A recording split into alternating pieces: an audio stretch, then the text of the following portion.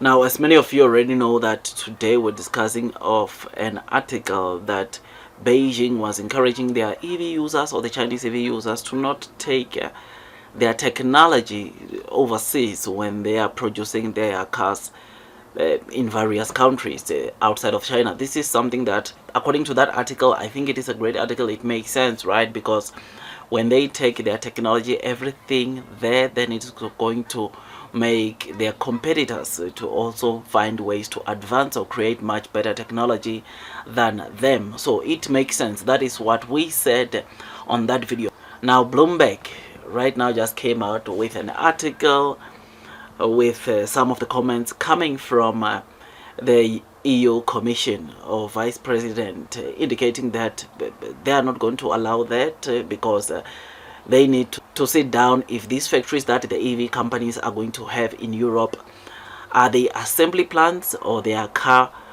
producing factories. So they said the two are not the same, and therefore they might have to put or continue putting strict measures or look into that and determine if they are imposing tariffs or not. So it looks like that article that we read in the morning, it might not be an easy thing. There might still be some back and forth, though the Beijing or the China was advising automakers to export some of the technology parts of their cars into Europe so that they can be fit in the cars that are produced outside of China. So yeah, there's still going to be some back and forth, and this article that came from Bloomberg, something that it also disclosed, which I did not understand, which makes me have some question, is that they were talking about 40% of tariffs that Turkey is imposing on the Chinese EV maker. But I think they should have done some due diligence, because one of the things that we read coming from of course Turkey is that around the 10th of July there was an official published article stating that Turkey has removed all of the additional tariffs onto Chinese EV makers, which, seeing that Bloomberg is still reporting on this, one again has to wonder, why is Bloomberg still reporting something that has already been updated by Turkey, so that they are lifting off of the additional tariff increase which they plan to impose on China. So yeah, once again we find ourselves in a situation where I don't know why Bloomberg is reporting this kind of news like this, but again, I'm not surprised. We're not surprised. We were discussing the very same thing with CNBC, I think last month, where they indicated that Chinese automakers are not as good as they say they are. The Nio battery swapping station does not perform battery swapping station in 3 minutes, therefore they lied, which we addressed that. I mean, that lady that was test driving the Nio car was test driving the Nio NT 1.0 car, a very old ES6, and yet there is a latest ES6 NT 2.0, which, boy, I must say, at least she should have test drove that one and give comments, and not go for the old version of Nio and then come and bash it. It is not fair. And also for the battery swapping station, she went to a first generation, second generation battery swapping station and said or concludes that Nio is lying, but they can swap in 3 minutes.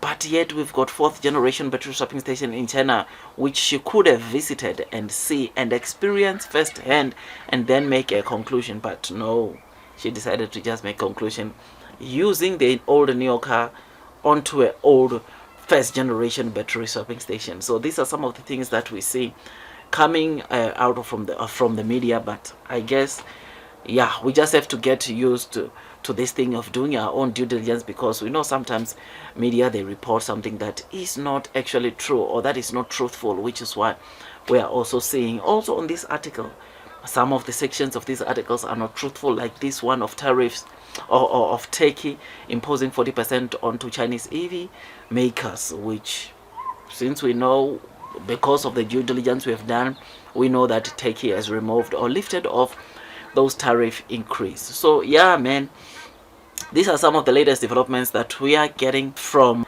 Bloomberg. I don't know if they are the ones that are resulting into the share price or stock price of most of the Chinese EV makers tanking, But yeah, that first article that we read, or that I did a video about, I think it was a pretty good, decent article, and it makes sense. I mean, they need to protect what they are doing, because one thing for sure is that other companies, or car companies outside of China, or non-Chinese companies, they are really falling behind from the kind of technology that they are seeing onto Chinese EV makers like Nio. And it is for this reason that I think they will do whatever they can to get their hands onto the technology that the Chinese EV makers are using, so that they can try to find ways to better the technology, to find better ways to improve on the technology that is found onto Chinese EV cars. So yeah, I'm not surprised.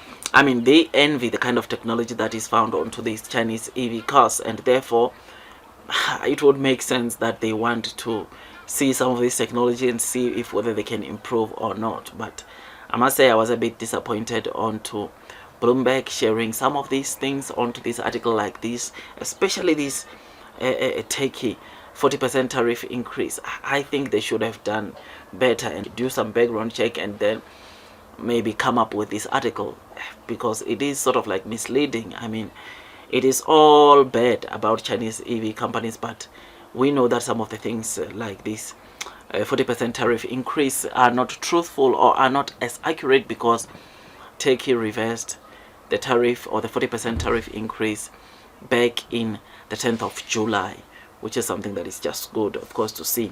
And hopefully we see the European Commission also pulling down, or at least cutting on this tariff increase, because it is not fair competition. Chinese market, or Chinese EV market, it's open for everyone, and because they realize that they can't compete with Chinese EV cars, they are deciding to put on some heavy tariffs onto these car companies, or into the Chinese EV cars, so that they can produce their cars in their country, and then they can easily see the kind of technology, how they are building this technology, how they are advancing their cars, which will make them to also better their cars, or advance from the technology which they see onto these Chinese EV cars. So tell me what you think about this. I'm a bit disappointed on Bloomberg, and it is one of the articles that, like I said in the CNBC article, yeah, it's not good. I think the fact that we see some of these news media trying to bash Chinese stocks, or trying to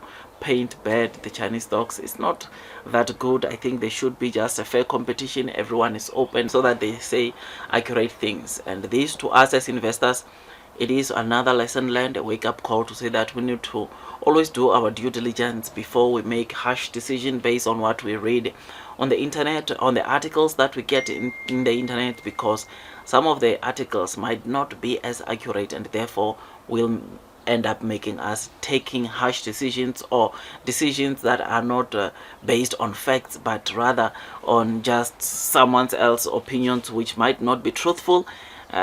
Yeah, and end up losing great opportunities. So I still remain long and strong onto Chinese EV makers like Nio. Blue sky is coming. Those that are persevering through towards the headwinds of the share price will definitely be rewarded. Otherwise, that's all from me. I wish you nothing but the best in your stock market investing journey, and God bless you all.